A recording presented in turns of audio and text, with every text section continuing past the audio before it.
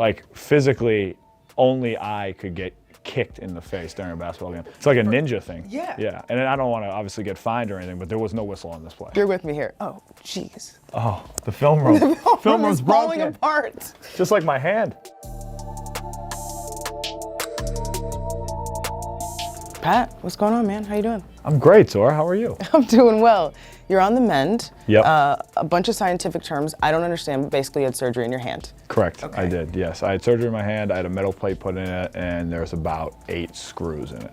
Oh, goodness. Yeah, so backhand, anybody messes with you, you let me know. They feel metal plate. Good to know. Yeah. The routine right now in terms of rehab, what's it like?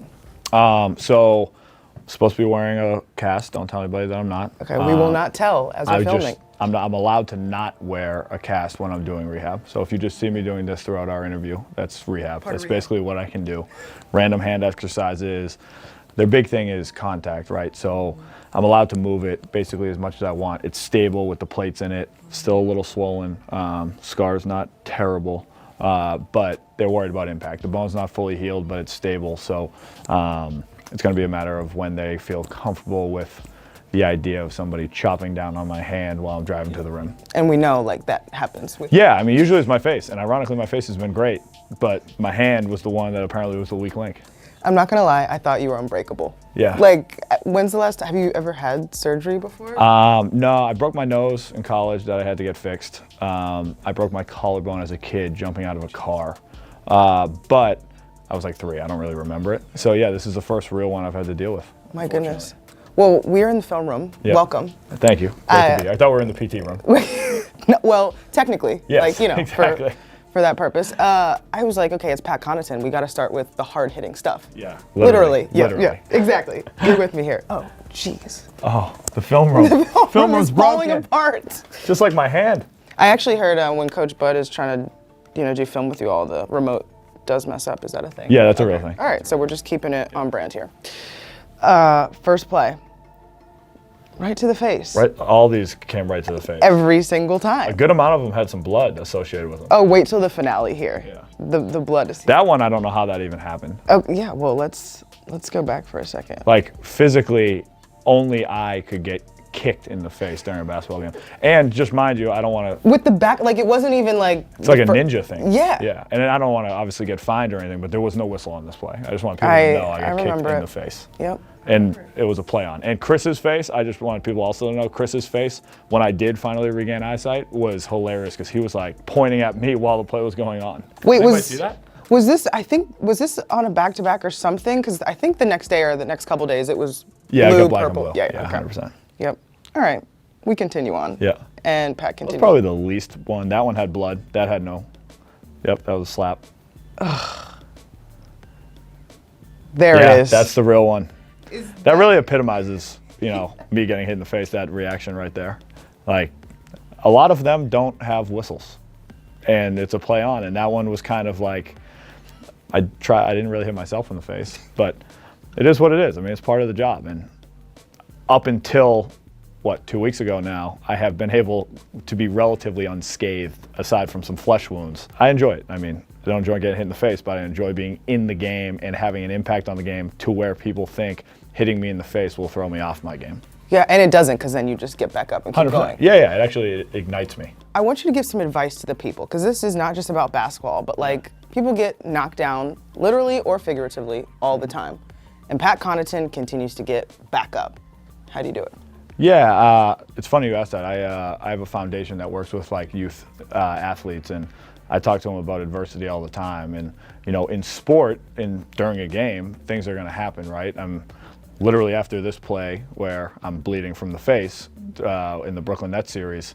I was back in the locker room getting this attended to, asking them if they could hurry up because I want to get back out to play.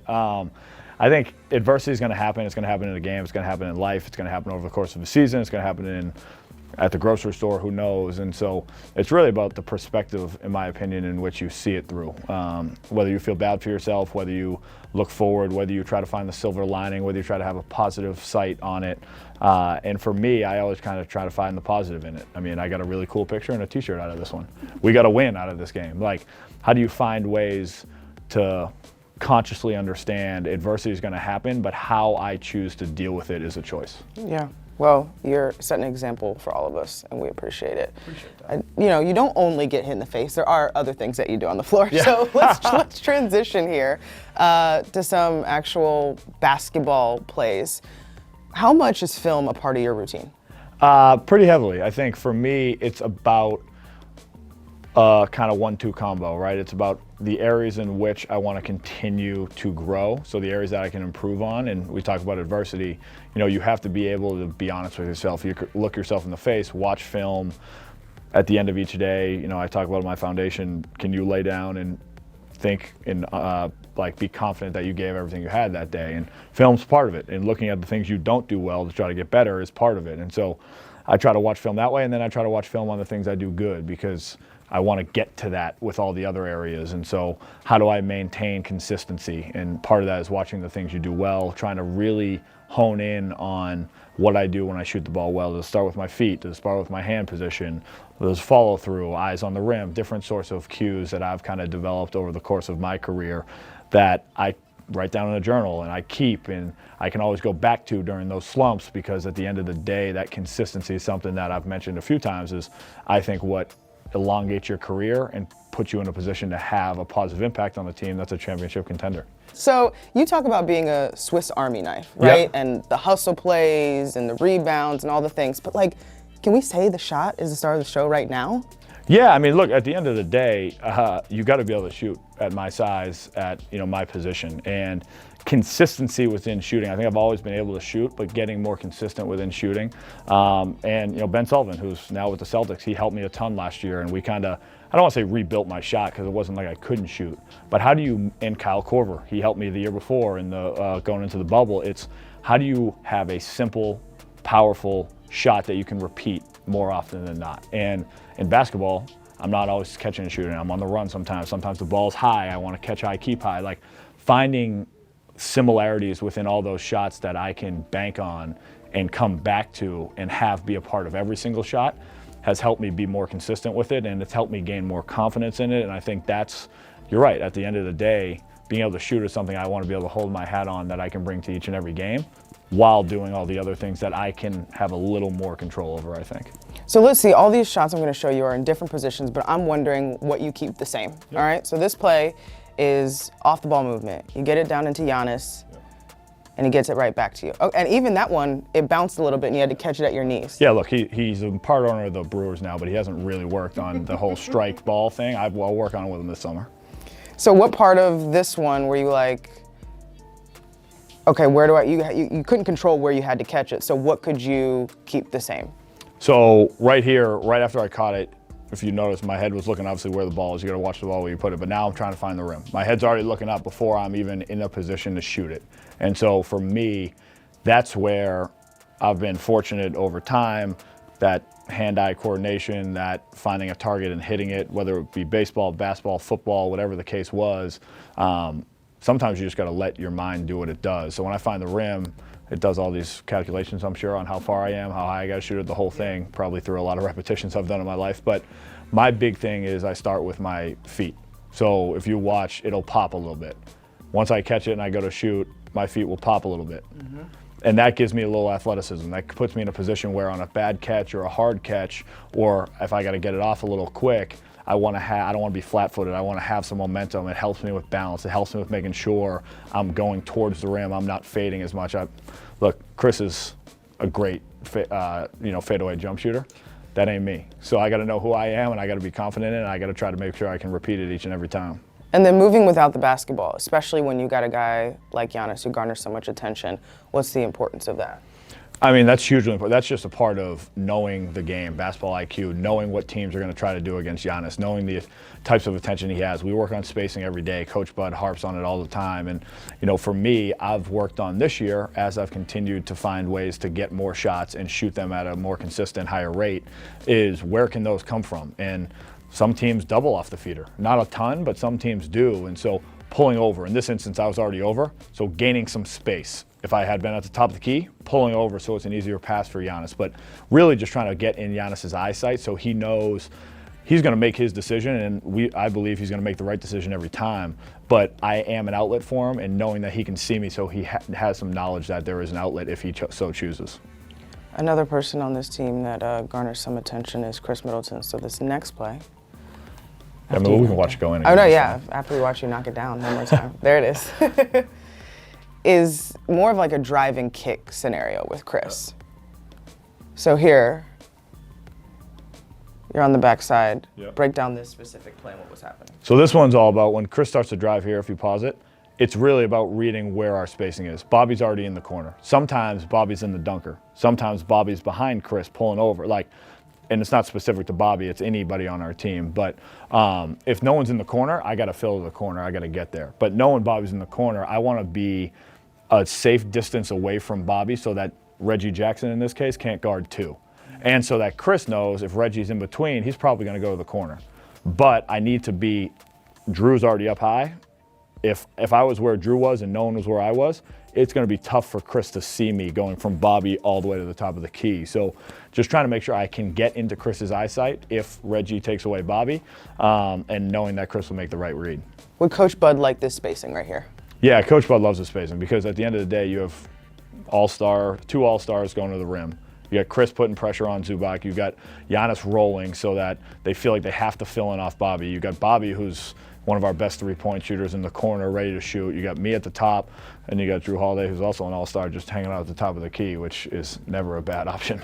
Last question on this one, too. You talked about Bobby could either be in the dunker or in the corner. Yep. Why choose the corner over the dunker in this scenario? In this scenario, I think it's because, specifically because of the play, but when Chris and Giannis are in pick and rolls, Giannis is going to put pressure on that rim. A lot of times, in a roll situation, we don't need somebody else putting pressure on the rim because he already takes up 2 or 3 guys anyway. Makes perfect sense. That's just another opportunity to show Pat Connaughton knocking it down. Do you, like, if I were to call you a shooter now, are you okay with that? Yeah, I'm okay with it as long as you don't say that's all I am.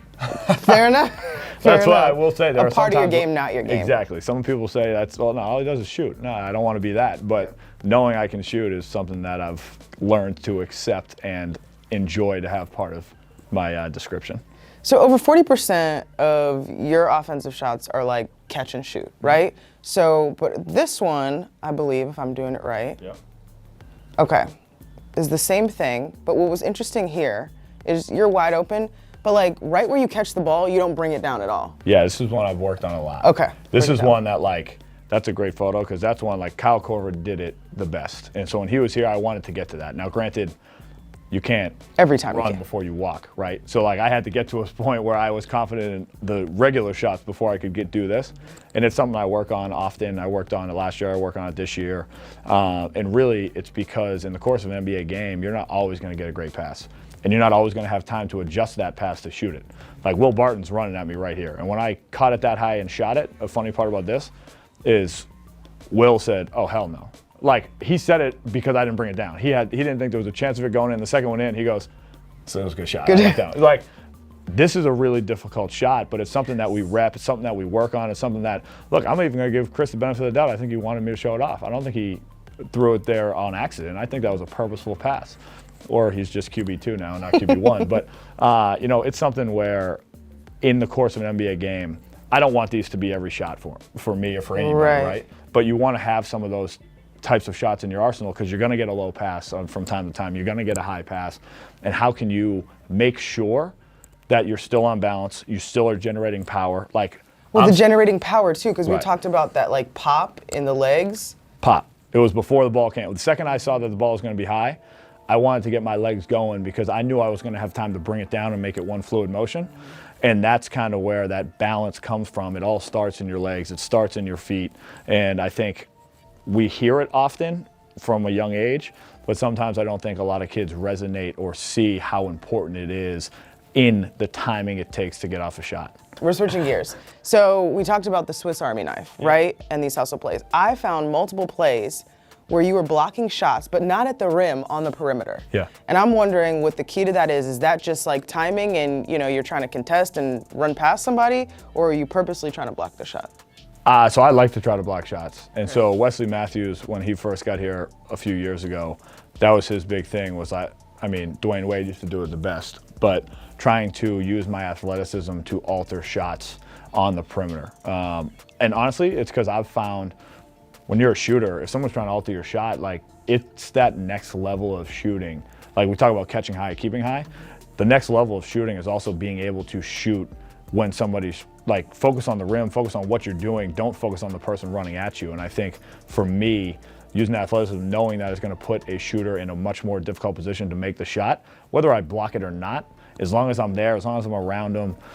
You know, I do it to my guy Duncan Robinson all the time. Like we grew up together, and for him and I have the conversation always where I know if he's coming to the right and he's got to bring that ball back to left shoulder, I don't got to block it, but as long as I'm close enough, that's going to bother him. When the Bucks are playing the Heat, like, are you all talking out there on the floor? Yeah, from time to time. For sure. Yeah. And going back to switching off a dribble handoff here, do you all treat that as a screen defensively? Yeah, so it's going to depend on the game plan for a particular team, but we treat this as a screen. We call it, screens or DHOs. So dribble handoffs are basically treated similarly to actual ball screens. And we learned this from Darvin Ham when he was taking over for Coach Bud a couple games. No screen. No scheme.